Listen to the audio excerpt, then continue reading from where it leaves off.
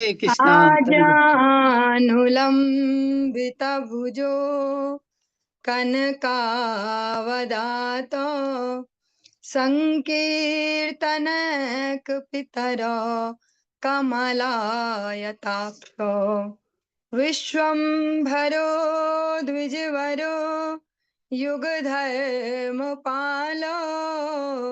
वन्दे जगत्प्रियकरौ करुणावतारो। हे कृष्ण करुणा सिंधो दीनबंधो जगतपते गोपेश गोपिका कांत राधा कांत नमोस्तुते।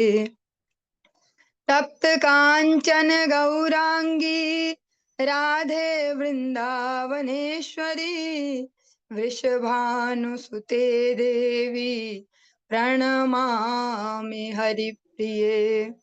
भक्त्या विहीना अपराधलक्षये क्षिप्ताश्च कामादितरङ्गमध्ये कृपामयि त्वां शरणं प्रपन्ना वृन्दे नुमस्ते चरणारविन्दम्।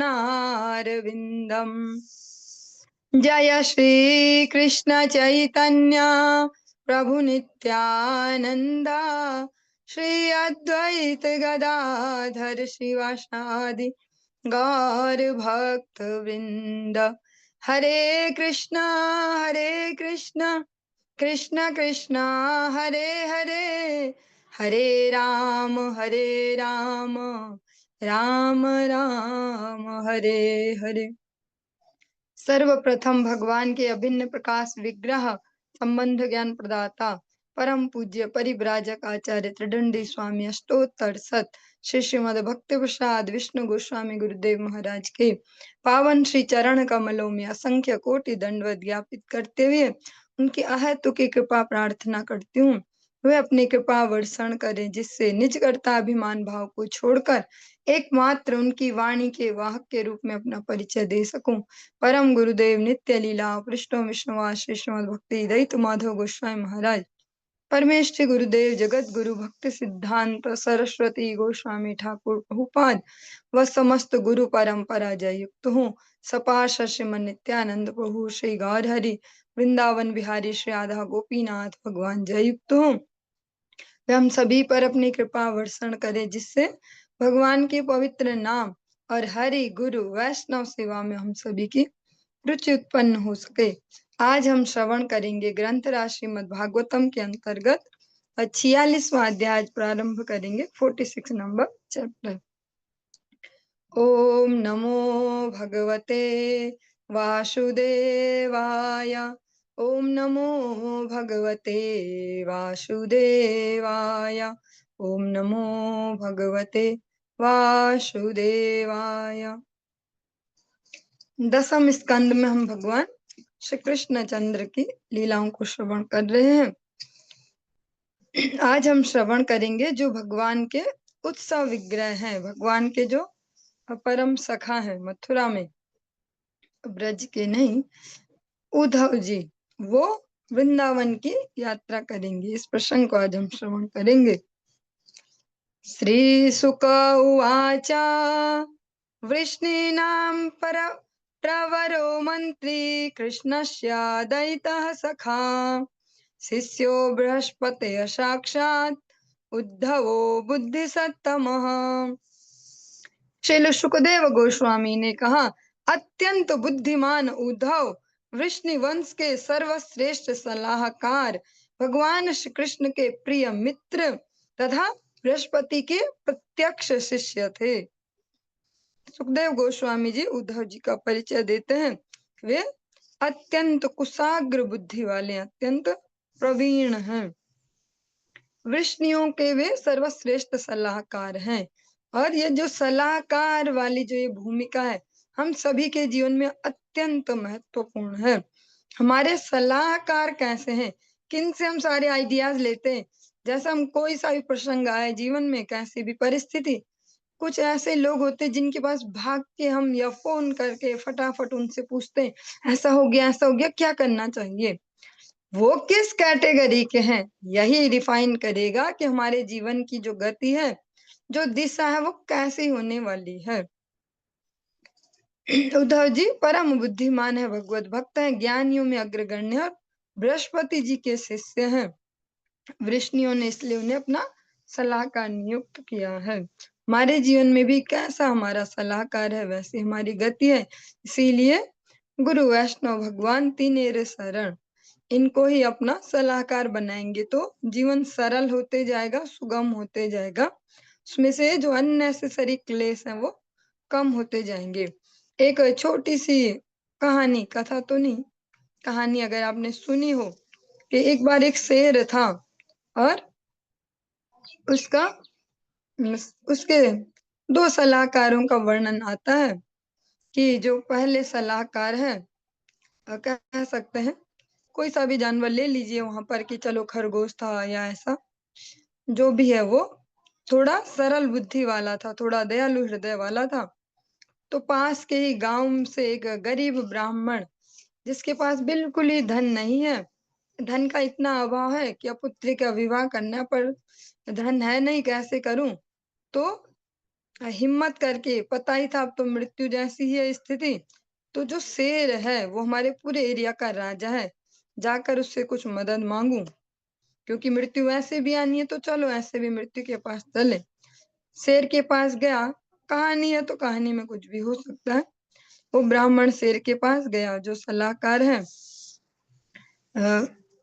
एक खरगोश कह लीजिए या हंस बोल सकते हैं, कुछ भी ऐसा, जो सलाहकार है। अ, शेर के पास जब ब्राह्मण आता है, अपनी अपनी समस्या सुनाता है, ऐसा ऐसा है, तो शेर सलाहकार की ओर देखता है कि बताइए क्या करेंगे इस सीन में। तो सलाहकार कहते हैं कि अरे ब्राह्मण है और वो भी सदाचारी हैं, आपको इसकी अवश्य मदद करनी चाहिए। आप इस पूरे एरिया के ही तो राजा हो, भले हम जानवर हैं तो क्या, ये मनुष्य है तो, पर फिर भी आप तो राजा हो ना, राजा को सबको शरण देनी चाहिए, उसकी सहायता करनी चाहिए। तो शेर तो करता ही था शिकार, उसके पास कुछ मनुष्यों को मार के खा के कुछ उनके आभूषण वगैरह पड़े थे गुफा में, वो उठाकर उस ब्राह्मण को दे दिए कि जाओ इनसे काम चला लो। तो वो बड़ा प्रसन्न हो गया और गया, और फिर शेर का यश भी हुआ सब जगह कि भैया शेर है, इतना क्रूर जानवर है फिर भी ऐसा है। कुछ समय बाद वो ब्राह्मण किसी और कार्यवश वहां फिर से रिपीट वहां आया, फिर से आया कि इस बार लेकिन सलाहकार बदल गया था, इस बार सलाहकार था चतुर लोमड़ी। और फिर से राजा ने अपने सलाहकार की ओर देखा कि भैया क्या किया जाए इस सीन में। बोलता करना क्या है, फालतू या आलसी आदमी, कुछ काम धंधा कुछ करता नहीं, उठा के मुंह इधर आ जाता आपके पास। आप क्या सोच रहे हो इतना, आपको क्या है इससे? आप इसको बस, ये तो आपका अपना भोजन देखो, इसको खा पी के किनारे। शेर ने वैसा ही किया, तो शेर की अपकीर्ति ही हुई। और ऐसा भी नहीं है कि और शिकार उपलब्ध नहीं थे शेर के लिए, पर उसके जो सलाहकार हैं उन्होंने उसकी सारी जो दिशा दशा उसको परिवर्तित कर दिया। ऐसे ही जो वृष्णिवंशी है, इन्होंने सलाहकार बनाया है। सलाहकार अन्य भी हैं, पर सर्वश्रेष्ठ सलाहकार है उद्धव जी। उद्धव जी भगवान के प्रिय मित्र हैं। मथुरा में भगवान ने उद्धव जी से मित्रता भी की है। उद्धव जी उनके कह सकते जैसे घनिष्ठ मित्र हैं। और बृहस्पति जो देवताओं के गुरु हैं, बृहस्पति जिनका हम सभी अपने जीवनों में देखते हैं कि भैया बृहस्पति की दशा ऐसी है वैसी है, इसलिए इसके जीवन में इतनी इतनी समस्याएं आ रही है, ये हो रहा है वो हो रहा है। वो जो देवताओं के गुरु हैं बृहस्पति, उनके ये प्रत्यक्ष शिष्य हैं, उनसे इन्होंने ज्ञान की शिक्षा ली है। तमाह भगवान प्रेष्ठम भक्तमेकान्तिनं क्वचित् गृहीत्वा पाणिना पाणिं प्रपन्नार्ति हरो हरिः। भगवान श्री हरि ने, जो अपने शरणागतों के समस्त कष्टों को हरने वाले हैं, एक बार अपने पूर्णतया समर्पित भक्त एवं प्रियतम मित्र उद्धव का हाथ अपने हाथ में लेकर उससे इस प्रकार कहा। और जीवन में अत्यंत महत्वपूर्ण भी है ये। कोई न कोई एक न एक कम से कम एक व्यक्ति ऐसा होना चाहिए जीवन में जिससे हम खुलकर अपनी सारी भावनाएं डिस्कस कर पाएं, जो परिस्थिति हो वो बता पाएं, जो उनका मिसयूज ना करे। जिनके पास ऐसा एक भी व्यक्ति है जीवन में, वे कभी डिप्रेशन में नहीं जा सकते, गलत डिसीजन में नहीं जा सकते, और उनके फिर दिमागी जो संतुलन है, मानसिक संतुलन, वो सही रहेंगे, क्योंकि वो सारी फ्रस्ट्रेशन निकाल देंगे। जो कंफ्यूजन है, कोई द्वंद है, कुछ दुविधा है, बोल सकते हैं, फिर बोल के फिर वो सीन थोड़ा खुल जाता है। आराम से दो लोग उस पर डिस्कशन करके उसमें से सही मार्ग निकाल सकते हैं। और जिनके पास ये नहीं होते, अधिकतर वही ऐसे जघन्य अपराध या जघन्य अपने प्रति भी अपराध कर बैठते हैं। ये हमारे पर्सनल जीवनों में भी अत्यंत आवश्यक है। इसीलिए अगर देखा जाए तो रूप गोस्वामी जी कहते हैं, गुह्यमाख्याति पृच्छति, भक्तों से, सजातीय भक्तों से, जो आपके स्तर पर हो, जो समझ पाए आपके विचारों को। हाँ, ऐसा नहीं बोला कि अपने से नीचे वाले के साथ डिस्कस करो कि ऐसा हो रहा है, या बहुत ऊपर वाले से, जो सजातीय हो उनसे इस प्रकार से डिस्कस किया जाए। गुह्यमाख्याति पृच्छति। भगवान भी आज उद्धव जी उनके ऐसे घनिष्ठ मित्र हैं, मथुरा में एकमात्र, उनका हाथ अपने हाथ में लेकर और उनसे अपने मन का कुछ उद्गार बताते हैं। गच्छोद्धव व्रजम सौम्य पित्रोर्नो प्रीतिमावह, गोपीनां मद्वियोगाधिम मत्संदेशैर विमोचया। भगवान श्री कृष्ण ने कहा, हे भद्र उद्धव, कृपया तुम ब्रज जाओ और हमारे माता पिता को आनंद प्रदान करो। यही नहीं, मेरा संदेश देकर उन गोपियों को भी क्लेश मुक्त करो जो मेरे वियोग के कारण कष्ट पा रही हैं। ता मन्मस्का मत्प्राणा मतर्थे त्यक्त दैहिकाः, मामेव दयितं प्रेष्ठम् आत्मानं मनसा गताः। ये त्यक्त लोक धर्माश्च मदर्थे तान् विभ्रम्यहम्। उन गोपियों के मन सदैव मुझ में लीन रहते हैं और उनके प्राण सदैव मुझ में अनुरक्त रहते हैं। उन्होंने मेरे लिए ही अपने शरीर से संबंधित समस्त वस्तुओं को त्याग दिया है। यहाँ तक कि इस जीवन के सामान्य सुख के साथ साथ अगले जीवन में सुख प्राप्ति के लिए जो धार्मिक कृत्य आवश्यक हैं, उन तक का परित्याग कर दिया है। मैं उनका एकमात्र परम प्रियतम हूँ, यहाँ तक कि मैं उनका आत्मा हूँ। अतः मैं सभी परिस्थितियों में उनका भरण पोषण करने का दायित्व अपने ऊपर लेता हूँ। अनन्याश्चिन्तयन्तो माम ये जना पर्युपासते, तेषां नित्याभियुक्तानां योगक्षेमं वहाम्यहम्। भगवान श्री कृष्ण भगवद गीता में बहुत ही सरल भाषा में और स्पष्ट सटीकता के साथ से दमदार तरीके से कहते हैं कि जो सच में ईमानदारी से अनन्यास चिंतयन्तो मां, ये सबसे महत्वपूर्ण है। अनन्यास चिंतयन्तो, अनन्य भाव से भजते हैं।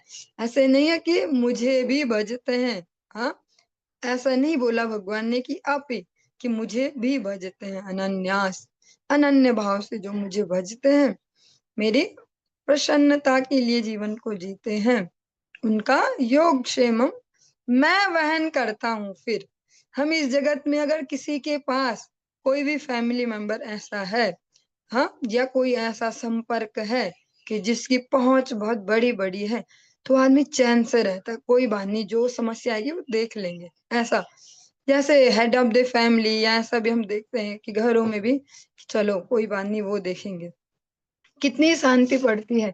पर जब ये देखने वाला स्वयं परम भगवान हो जाए तो, ठाकुर जी है ना, बस ठाकुर जी तो हैं ही, कर लेंगे वो सब, जो उनकी इच्छा से होगा हमारे लिए मंगलकारी होगा।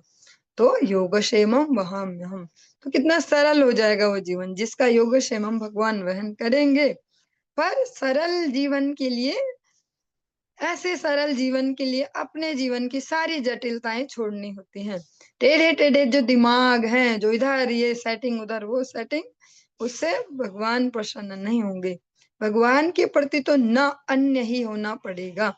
उन्हीं दिखाने के लिए हो जाते हैं हम भक्त। जब भक्त आते हैं आस-पास, उस समय हम ऐसे अनन्य भक्त हो जाते हैं और बाकी चलाते रहते हैं दिमाग। ये वाले पूजा वो नहीं करवाई हमने, क्या ग्रहों की कुछ शांति करवा दें। अच्छा वहाँ वो एक और बाबा जी आ रखे हैं, वो बड़े उनकी सुन रहे हैं, वो वाले यूट्यूब में ज़्यादा फेमस हो रहे हैं, ज़रा उनसे उपाय देखते हैं, ऐसा-ऐसा। आज के समय में प्रैक्टिकली यही है, तो इनको ही डिस्कस करेंगे, कुछ पुराना-पुराना नहीं बोलेंगे कि वहाँ गए ऐसा-ऐसा। अनेक प्रकार से अनन्यास चिंतयन्तु माम, जो ईमानदारी से भगवान को समर्पण करते हैं, भगवान के बताए मार्ग के अनुसार जीवन को जीते हैं। जैसा अर्जुन कहते हैं करिष्ये वचनम तव, अंतिम में अर्जुन कहते हैं अब मैं वैसा करूंगा जैसा आपने कहा है। मैं अपना दिमाग नहीं चलाऊंगा कि भीष्म पितामह को मार दूंगा, कितना पाप चढ़ेगा। हमारे तो पिता भी वही हैं, हमारे तो नाना भी वही, हमारे तो सब कुछ वही है, ऐसा ऐसा या ऐसा कुछ अलग अलग अलग अलग। अब नहीं, अब करिष्ये वचनम तव, जब आप जो बोलेंगे। भगवान ने बोला तो अर्जुन ने छोड़े फिर धड़ाधड़ इतने सारे बाण भीष्म पितामह पे। तो उनकी भी भगवान ने रक्षा की और इनके भी एंड पे देखा। योगक्षेमम वहाम्यहम्, ये यथा माम प्रपद्यन्ते तांस तथा भजाम्यहम्। जितना हम करते हैं, और ये बहुत महत्वपूर्ण है इसको समझना। अपने भौतिक जीवनों में भी हम जो जो भी रिफ्लेक्शन देख रहे हैं, जो दिख रहा है जीवन, वो हमारी वजह से ऐसा है। किसी का उसमें कोई हाथ नहीं है, हमारी ही वजह से। ये सुनने में अजीब सा लगता है और जब अप्लाई में आता है तो और अजीब लगता है और कष्ट होता है, गुस्सा भी आता है। पर धीरे-धीरे, धीरे-धीरे जब सूक्ष्मता से गुरु वैष्णव के अनुगत्य में इसको समझना प्रारंभ करेंगे, ये हमारी ही वजह से है। जैसा-जैसा भी सीन है, हमारी वजह से। हम ठीक होते जाएँगे, सब ठीक हो जाएगा। और ठीक की भी डेफिनिशन अभी हमें सीखनी पड़ेगी कि ठीक होना किसे कहते हैं। भगवान कहते हैं जो गोपियाँ हैं, जिसके लिए भगवान इसी स्थिति को भगवान भगवत गीता में कहते हैं मच्चित्ता मद्गत प्राणा बोधयन्ता परस्परम कथयन्तश्च माम नित्यम तुष्यन्ति च रमन्ति च। यही ब्रज गोपियों की स्थिति है। मच्चित्ता मदगत प्राणा, भगवान कह रहे हैं उनके प्राण मुझ में अनुरक्त हैं। और जैसे हम लोग तो यहाँ अतिशयोक्ति अलंकार यूज करके आपसी बातचीतों में बोलते हैं ना कि भैया मेरी तो आत्मा भी अपने परिवार में लगी है, अपने बच्चों में लगी है, जो जो भी रिलेशन हम दिखाना चाहते हैं कि भैया तो उससे बहुत प्रेम है। बस आत्मा से प्रेम करते हैं हमने, जबकि हमें खुद खबर नहीं कि आत्मा होता क्या है, कहाँ होता हमारे शरीर में, कैसे कार्य करता है, कुछ नहीं पता। फिर भी हम ऐसा कहते हैं। पर यहाँ भगवान कह रहे हैं स्पष्ट ये कि मैं ही उनका आत्मा हूँ, मैं उनकी आत्मा हूँ। तो भगवान अतिशयोक्ति अलंकार यूज नहीं करते। भगवान श्री कृष्ण तो परम बुद्धिमान है कि एक चीज को अच्छे से सोच तोल के ही करते हैं। जिसका जैसा कार्य है उसको वैसा रिजल्ट। भगवान कहते हैं जो ब्रज गोपियां उन्होंने इस इस भौतिक शरीरों में, इस भौतिक जगत में जो भौतिक सुख है उनको प्राप्त करने वाले जो काम धंधे हैं, जो भी ऐसी सेटिंग, ऐसा जो जो भी बोल सकते हैं लोग, व्यवहार वैसा वैसा वैसा जो जो भी, वो तो त्याग ही दिए हैं। किंतु जो इसके बाद शरीर के उपरांत की जो गति है उसके लिए जो जो हम करते हैं उसके प्रति तो कॉन्शियस रहते हैं ना। नहीं नहीं ऐसा करवाना चाहिए, वैसा करवाना चाहिए। उन्होंने वो भी छोड़ दिया, उन्हें मेरे अतिरिक्त तो कोई और अभिलाषा नहीं है। जो हम सुन रहे हैं इसको हम अन्यथा में नहीं लेंगे और गलत वे में नहीं समझेंगे।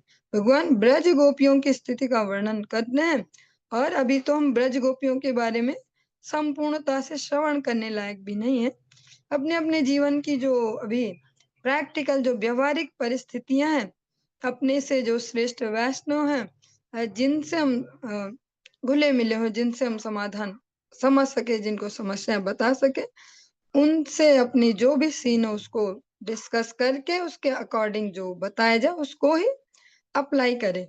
अभी एक्स्ट्रा उस भाव में जाके और ब्रज गोपी बनने का प्रयास नहीं करेंगे। बस इसको श्रवण करेंगे। भगवान कहते हैं उन्होंने जो धार्मिक कृत्य हैं जिनसे इस जीवन के उपरांत भी सुख प्राप्त होता है उनको तक त्याग दिया है मेरे लिए। मैं उनका एकमात्र परम प्रियतम हूँ। जो वास्तव में जो प्रेम करती हैं वो केवल मुझसे करती हैं। पर यहाँ ये नहीं कहा गया कि उन्होंने अपने कर्तव्यों को छोड़ दिया है इस जगत के। और ऐसा ही जो भक्ति राज्य के मार्ग में चलना चाहते हैं वे बड़ी सूक्ष्मता से अपने जो भी लौकिक कर्तव्य हैं उनको निर्वाह करते हुए चेतना को हमारी कोई नहीं पकड़ सकता। शरीर हमें कहीं इंगेज करना है, कैसी भी परिस्थितियां, अलग अलग प्रकार के सीन हमारे प्रतिदिन के जीवन में, पर जो हमारा मन है, बुद्धि है, जो चेतना है, उसको तो कोई पकड़ नहीं सकता। कोई ये बोल सकता है कि चलो अभी ये करना पड़ेगा इतने घंटे ऐसा, पर ये नहीं बोल पाएगा कि ये करते हो तुम ऐसा मत सोचना, या बोल भी दे तो सोचने से नहीं रोक पाएगा।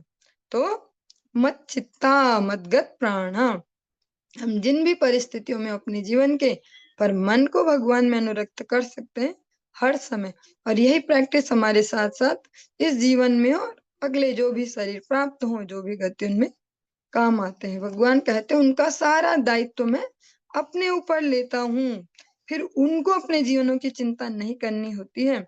और ये प्रैक्टिकली होता है जितना जितना हम इस आध्यात्मिक मार्ग पर बढ़ते जाएं, कॉन्शियसली, ड्रामाबाजी वाले में नहीं, एक दिखावी मूड में नहीं कि हम दिखते जा रहे हैं भक्त, बहुत बढ़िया दिखते जा रहे हैं, हम ऐसे।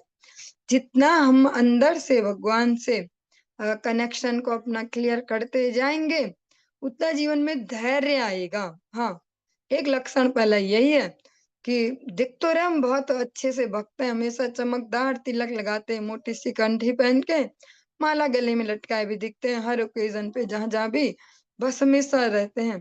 पर उसका वास्तविक जो चेकिंग का पैरामीटर है, जो मापदंड है उसको जांचने का, वो क्या है कि हम कितने सूक्ष्मता से डिसीजन मेकिंग कर पाते हैं। जो निर्णय लेने की क्षमता कितनी सूक्ष्म होते जा रही है, कितना हमारा धैर्य बढ़ते जाए, कितना सूक्ष्म बुद्धि उदित होती जा रही है, कितना अनावश्यक जो फ्रस्ट्रेशन है या कह सकते हैं अन्यों से शिकायतें हैं वो अगर कम होते जा रही हैं, तो यही एक मापदंड है समझने का कि भगवान से संबंध बढ़ रहा है। जब हम आध्यात्मिक जगत को स्पष्टतया समझने लगेंगे तो भौतिक जगत में भी उसका अवश्य जो प्रतिबिंब है, जो रिफ्लेक्शन है वो दिखेगा। ऐसा नहीं होगा कि भौतिक जीवन की बुरी तरह बैंड बजी हुई है और हम बहुत बढ़िया भक्त हैं, अंदर से बहुत बढ़िया भक्त हैं, हमारे आसपास सभी हमसे दुखी हैं, पर हम बहुत बढ़िया भक्त हैं, हम तो घुमाते इतनी इतनी मालाएं, हम हर जगह एक्टिव दिख रहे हैं, हम दिख रहे बढ़िया बढ़िया, उससे नहीं। भगवान कहते हैं योग क्षेमम वहाम्यहम्। तो जब हम सच में भक्त हो ही गए हैं तो फिर हमने ये भी पढ़ ही लिया होगा, समझ लिया होगा, योग क्षेमम वहाम्यहम्, तो ज्यादा हबड़ तबड़ जीवन में नहीं होगी। फिर सारी जो भी हबड़ तबड़ हमारे जीवनों में है वो भय के कारण ही तो है कि जो है कहीं वो खत्म ना हो जाए और आगे क्या होने वाला है, क्या होगा, रोड पे ना आ जाए हम, ऐसा ना हो जाए, ये ना हो जाए, वो जो भी। जितना भगवान से अपने संबंध को क्लियर करते जाएंगे उतना समझते जाएंगे योग क्षेमम महाम्यहम्, उसको प्रति क्षण अपने जीवन में अनुभव कर पाएंगे कि भगवान की कृपा कितनी ज्यादा है, वो हमेशा हो रही है, बस अभी हम अनुभव नहीं कर रहे।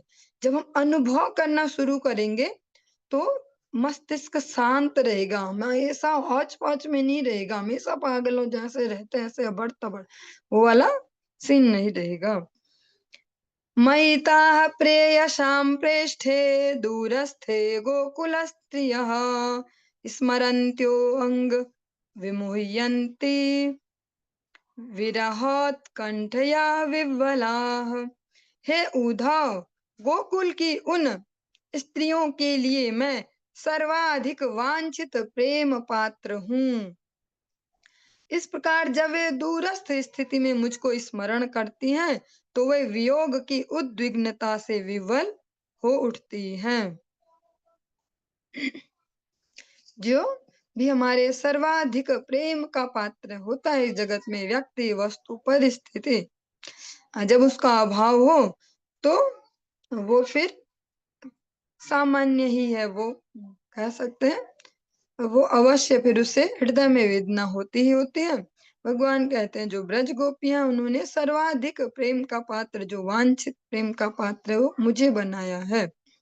इसलिए मुझसे जब वे दूरी अनुभव करती हैं, वियोग अनुभव करती हैं, तो उस वियोग से वे उद्विग्नता से विवल हो जाती हैं।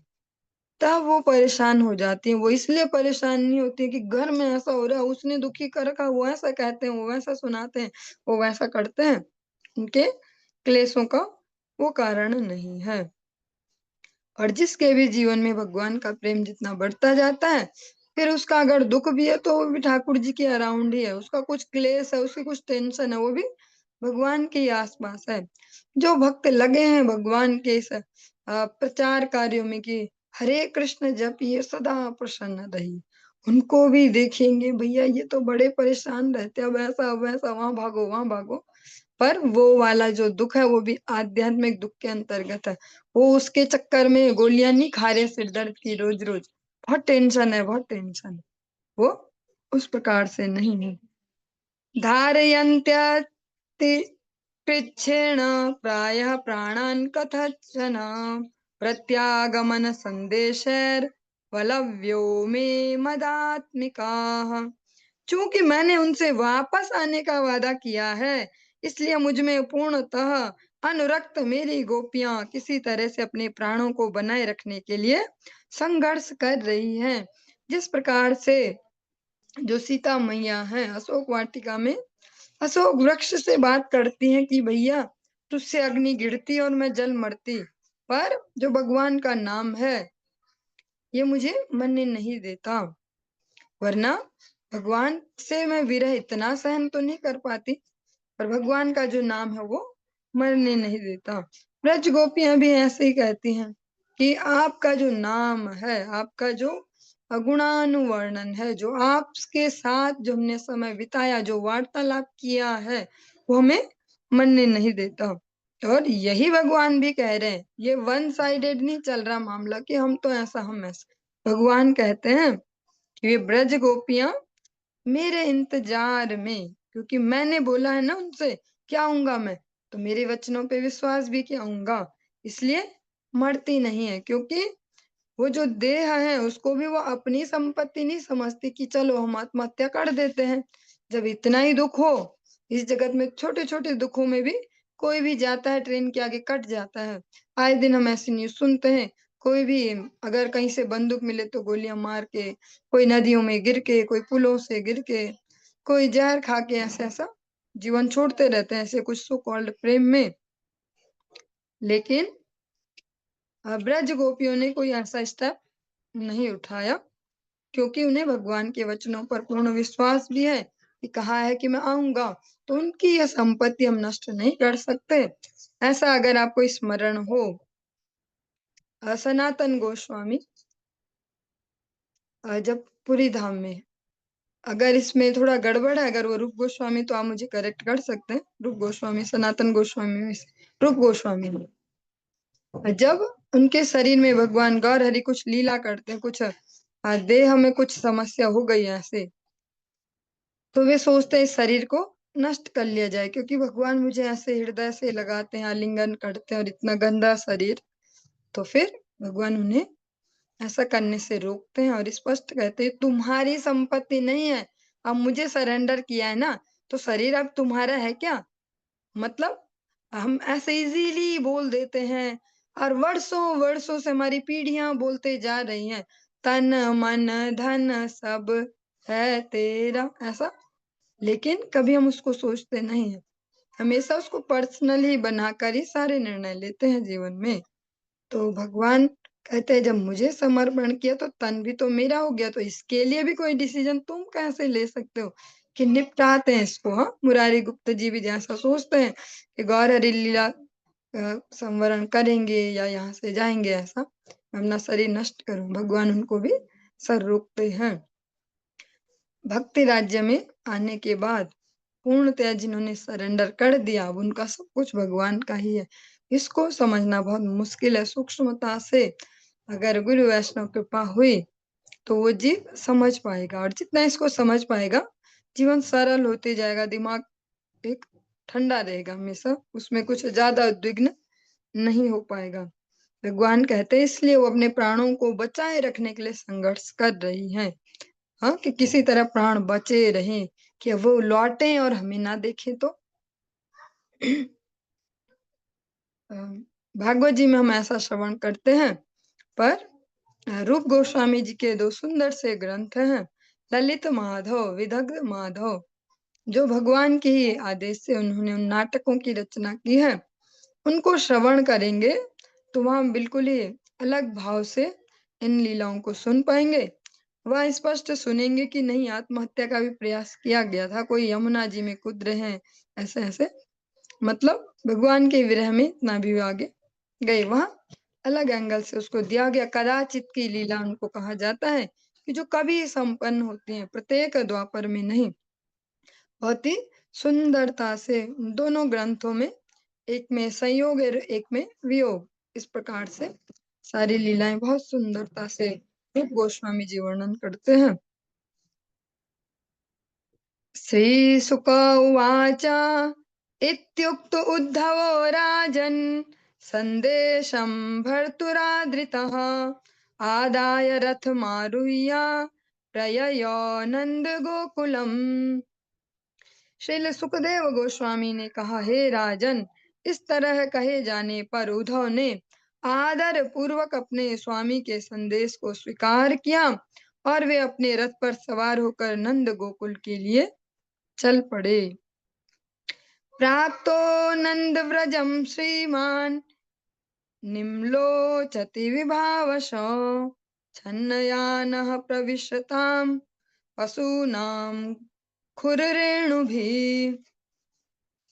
भाग्यशाली उद्धव नंद महाराज के चारागाहों में उस समय पहुंचे जब सूर्य अस्त हो रहा था, और चूंकि लौटती हुई गायें और अन्य पशु अपने खुरों से धूल उड़ा रहे थे, उनका रथ अनदेखे ही निकल गया।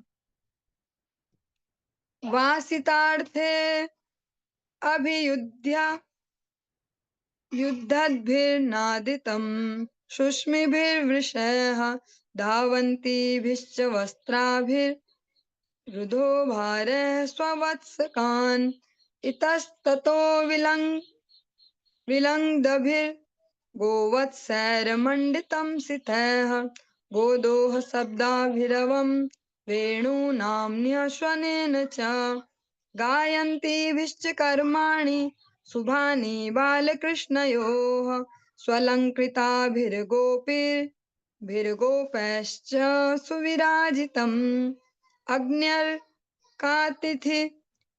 गोविप्र पितृदेवार्चनान्वितैः धूपदीपैश्च माल्यश्च गोपावाशैर्मनोरमम् सर्वतः पुष्पितवनम् द्विजालीकुलनादितम् हंसकारण्डवाकीर्णैः पद्मषण्डश्च मण्डितम्।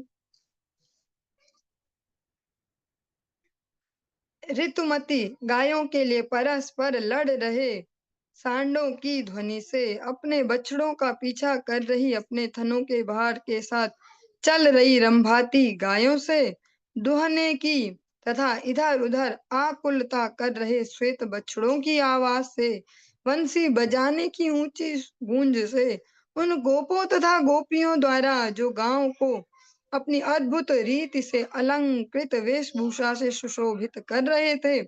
भगवान श्री कृष्ण तथा बलराम के शुभ कार्यों के गुणगान से गोकुल ग्राम सभी दिशाओं में गुंजायमान था।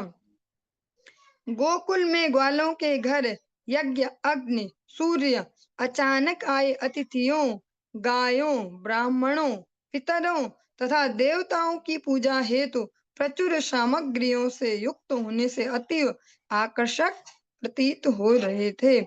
सभी दिशाओं में पुष्पित वन फैले थे, जो पक्षियों तथा मधुमक्खियों के झुंडों से गुंजायमान हो रहे थे, और हंस, कारंडव तथा कमल कुंजों से भरे पूरे सरोवरों से सुशोभित थे। इसका जो तात्पर्य है श्रवण करते चलेंगे, थोड़ी सहायता मिलेगी। यद्यपि गोकुल भगवान श्री कृष्ण के विरह से जनित शोक में डूबा था, किंतु श्री भगवान ने अपनी अंतरंगी शक्ति का विस्तार कर दिया, जिससे ब्रज का वह विशेष दृश्य छिप जाए और उधा को सूर्यास्त के समय ब्रज की सामान्य हलचल तथा हर्ष दिख सके। तमागतं समागम्य कृष्णस्यानुचरं प्रियं नन्दः प्रीतः परिष्वज्य वासुदेवधियार्चयत्। जो ही उद्धव नंद महाराज के घर पहुंचे, नंद उनसे मिलने के लिए आगे आ गए। गोपों के राजा ने अत्यंत सुख पूर्वक उनका आलिंगन किया और भगवान वासुदेव की तरह ही उनकी पूजा की। जो उद्धव जी है, उनकी एक और विशेषता है कि वे भगवान जैसे ही दिखते हैं, वर्ण भी भगवान जैसा और वस्त्रों का वर्ण भी भगवान जैसा ही है। भोजितं परमान्नेन संविष्टं कशिपा सुखं गतश्रमं पर्यपृच्छत् पाद संवाहनादिभिः।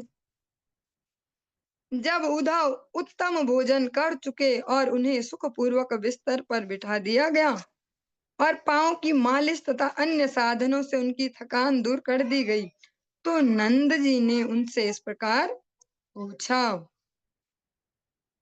और जीव गोस्वामी जी का रेफरेंस देकर कहा गया कि ये नंद जी ने नहीं किया, उनका जो चरणों की सेवा वगैरह अपने सेवक से करवाए। कच्चिदंग महाभाग सखानः सूरनंदनः आस्ते कुशल्य पत्यादर युक्तो मुक्तः सुहृद्व्रतः। नंद महाराज ने कहा, हे परम भाग्यशाली, अब शूर का पुत्र मुक्त हो चुकने और अपने बच्चों तथा अन्य संबंधियों से पुनः मिल जाने के उपरांत कुशल से है ना?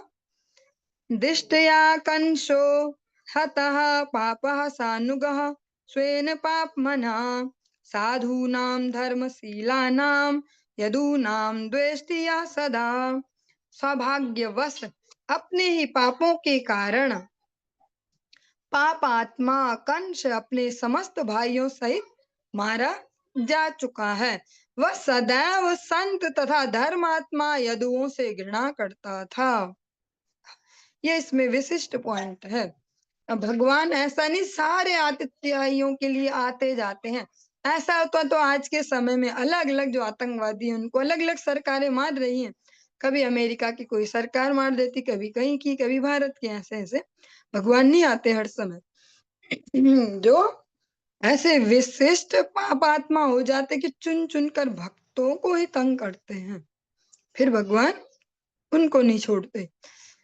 जो हिरण्यकश्यपु है, सारे ब्रह्मांड को, देवताओं को, मनुष्यों को, सब जगह उसने आतंक फैलाया था। असुर भी उससे भयभीत ही है। ऐसा तो नहीं था कि वो असुर था, असुरों का राजा था, तो असुर सारे संपन्न थे उसके समय में। असुर भी सब दुखी ही थे।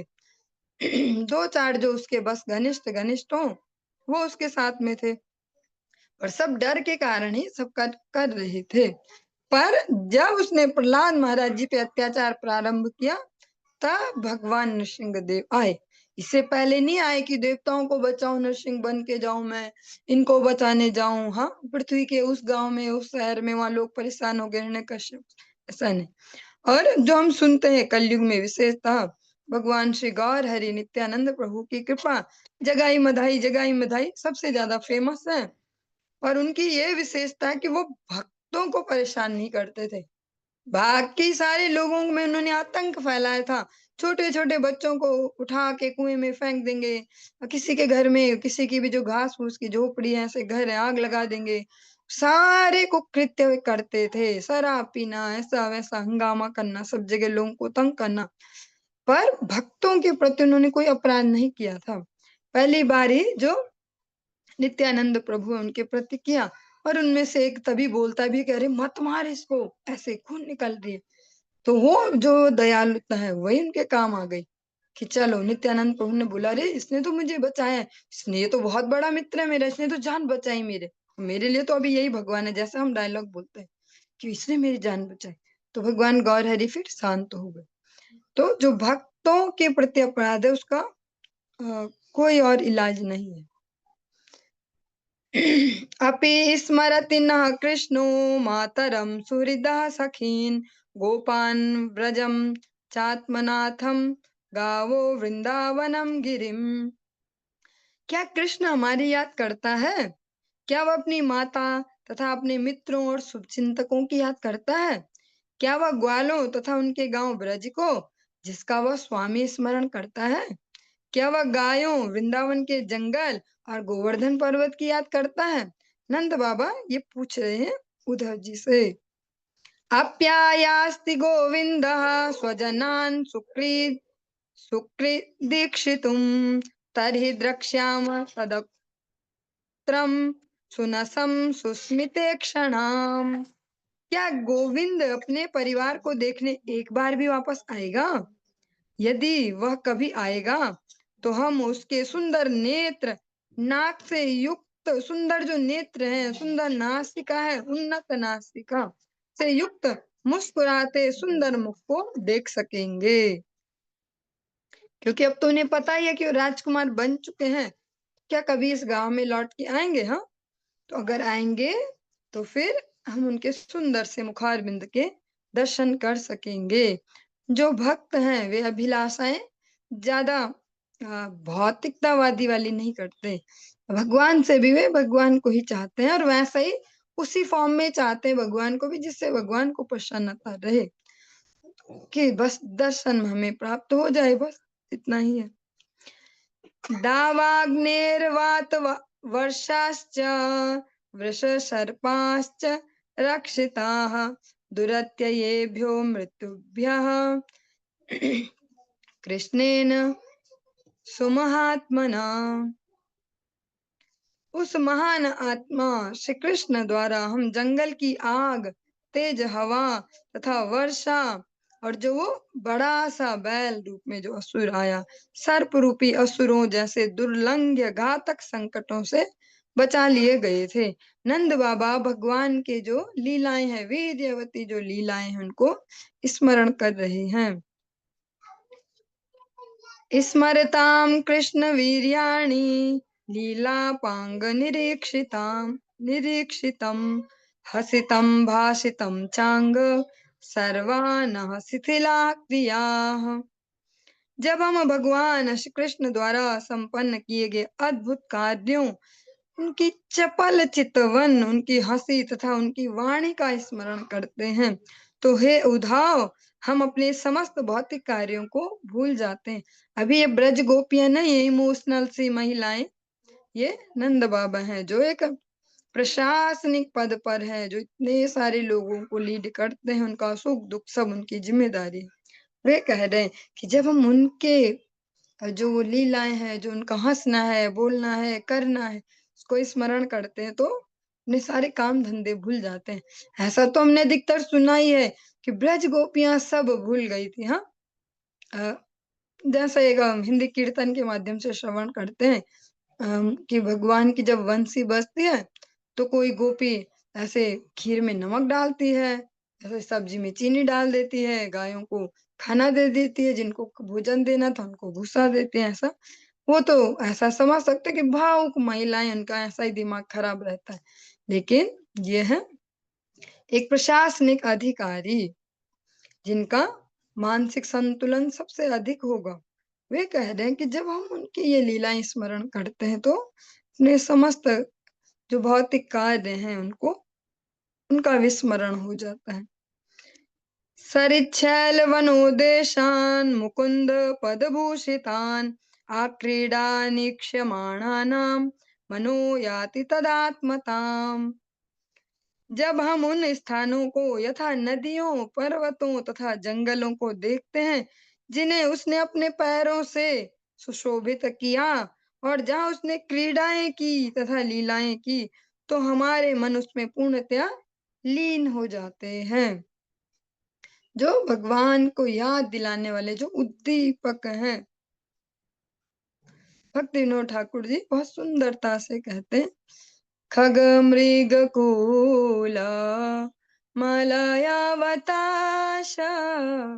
मयूरभ्रमर मुरलीविलास वेणुशृङ्गपदचिह्न मेघमाला वसंत शशांक शंख करताल। ऐसा एक पूरा जो गीत है, वैष्णव गीत, भक्तिनोद ठाकुर जी ने भगवान के इन उद्दीपकों को, जो उद्दीपक हैं, इनको ही समर्पित किया है। हर परिस्थिति के लिए, हर मनस्थिति के लिए हमारे जो गुरु वर्ग हैं, इतने भगवान के शुद्ध भक्त जो हुए, जो सो कॉल्ड बड़े बड़े महाराज दिखावे के लिए नहीं बने, जो वास्तव में अंतर से भगवान से जिन्होंने संबंधों को स्थापित किया और वास्तव में दयालुता को लेकर जगत के जीवों पे वास्तविक कृपा की। उन्होंने ये नहीं बोला कि जा बेटा अब तेरा ऐसे नौकरी लग जाएगी, तू ये कर दियो, जेब में ऐसा रख दियो, ऐसा ऐसा, अब ऐसा कर दो तुम्हारा वो शत्रु मर जाएगा, अब ऐसा। जैसा इस जगत में हम अलग अलग प्रकार से अपने लिए सुविधाएं ढूंढते हैं कि पड़ोसी तंग कर रहा तो बताओ जिसका क्या समाधान, या ऐसा ऐसा ऐसा। जो हमारे गुरु वर्ग है, इन्होंने हमारे जो अलग अलग मन स्थिति परिस्थितियां, उनके लिए बहुत ही करुणा करके भगवान के स्तुति स्तव हमारे लिए दिए हैं। और जिस भी फेज में, जिस भी परिस्थिति में हम हो, हर एक परिस्थिति के लिए एक कीर्तन उपस्थित है। जब जिस प्रकार की मनस्थिति हो वैसा कीर्तन गुनगुनाए, भगवान से अपने संबंध को प्रगाढ़ करें। कोई ऐसा तो नहीं है कि फिजिकल कुछ तारे हैं कि लाओ तार इधर और लाओ ये प्लायर और जोड़ दो, उनको तेज कर दो। वो तो ऐसी तारे हैं जो दिखाई भी नहीं देती और उनका मजबूत होना अति आवश्यक है। इस कनेक्शन का हमेशा ठीक रहना अति आवश्यक है। वो कनेक्शन कैसे ठीक होता है? इन्हीं गीतों के माध्यम से। जो ये वैष्णव गीत है, वैष्णव भजन है, जो भजन गीति में गुरुदेव ने हमारे लिए करुणा करके कुछ कीर्तनों को संकलित किया है, हम अगर उनको भी स्मरण करें, उनको भी याद कर लें और जब जो परिस्थिति है उसके अनुरूप गाएं। इसको जोर लगा के कोशिश करनी पड़ेगी पहले, क्योंकि ये हमारे स्वभाव में नहीं है, स्वभाव में कुछ और है। जब गुस्सा आता है तो गालियां बकना या कुछ कटु शब्द बोलना, और दुख हो तो रोना धोना, और मेरी किस्मत ही ऐसी, मेरा ऐसा वैसा वैसा। तो हमारे पास हर परिस्थिति के लिए अलग शब्द हैं, ऐसी कंडीशनिंग है, पर उनको फोर्सफुली बदलेंगे अगर हम सभी, इंक्लूडेड मी, हम सभी अगर बदलेंगे तो हमारा वास्तव में मंगल होगा। भगवान से जो कनेक्शन है वो स्ट्रांग होते जाएगा। जिस परिस्थिति में जो कीर्तन और उनकी जो टोन है, उनको उस टोन में गाएंगे तो उस परिस्थिति को भी सूक्ष्मता से, धैर्य से हैंडल कर पाएंगे। ज्यादा उत्पात नहीं होगा आसपास भी, और भगवान से कनेक्शन स्ट्रांग होते जाएगा। फिर वो प्रैक्टिस में आएगा, फिर अगली बार, फिर अगली बार, 10-12 बार ऐसे जो लगा लगा के प्रैक्टिस करते करते करते स्वभाव में आ जाएगा। जब जैसा सीन है फिर वो नेचुरल हो जाएगा, जैसे सीन फटाफट वो ऐसा कीर्तन याद, और फिर उससे भगवान से हमारा जो संबंध है, जिसके लिए गुरु वैष्णव इतना जो लगा लगा के प्रयास करते हैं, संबंध ज्ञान प्रदाता, भगवान से संबंध जोड़ना चाहते हैं, वह फिर सुगमता से हो पाएगा। इसीलिए अनेक स्तुतियां दी गई। सुखावसाने त्विदमेव सारम, दुखावसाने त्विदमेव गेयम, देहावसाने त्विदमेव जाप्यम, गोविंद दामोदर माधवेति। सुख में आप ही सार हैं। सुख में ऐसा कीर्तन ढूंढ के रखना है कि आपकी वजह से ही सब हो रहा है भैया, आप ही करते हो और हाईलाइट मुझे करते हो कि देखो भैया इसने किया। और दुखावसाने त्विदमेव गेयम, तब ये नहीं गाना है किसी अपने मित्र को, सहेली को ढूंढ के कि फोन पे किसी से गाया जाए, इनकी तो यही हाल, इनके साथ तो परेशानी रही मैं जिंदगी भर, ऐसा वैसा वैसा वैसा, ऐसा नहीं गाना है। या वो फिर हल्ला गुल्ला मचाए, वैसा वैसा वैसा नहीं गाना। त्विदमेव गेयम, आप ही हो गाने लायक भी, फिर तो वैसा ही वाला गा लो। हाँ, और देहावसाने त्विदमेव जाप्यम, देह जब हम छोड़ेंगे, अभी से प्रैक्टिस करेंगे कि गुरु वैष्णव भगवान की कृपा से तब भी त्विदमेव जाप्यम हो पाए। और अभी कक्षा में थपलियाल माता जी जो सतपुली वाली हैं, शायद नहीं होंगे अभी कक्षा में। अभी 2-3 1-2 दिन पहले ही उनसे मुलाकात हुई, तो उन्होंने बहुत अच्छा एक्सपीरियंस शेयर किया, जो इस बात को और भी प्रमाणित कर देता है कि जो हम शास्त्रों में सुनते हैं, उनको देख पाएँ किसी के जीवन में।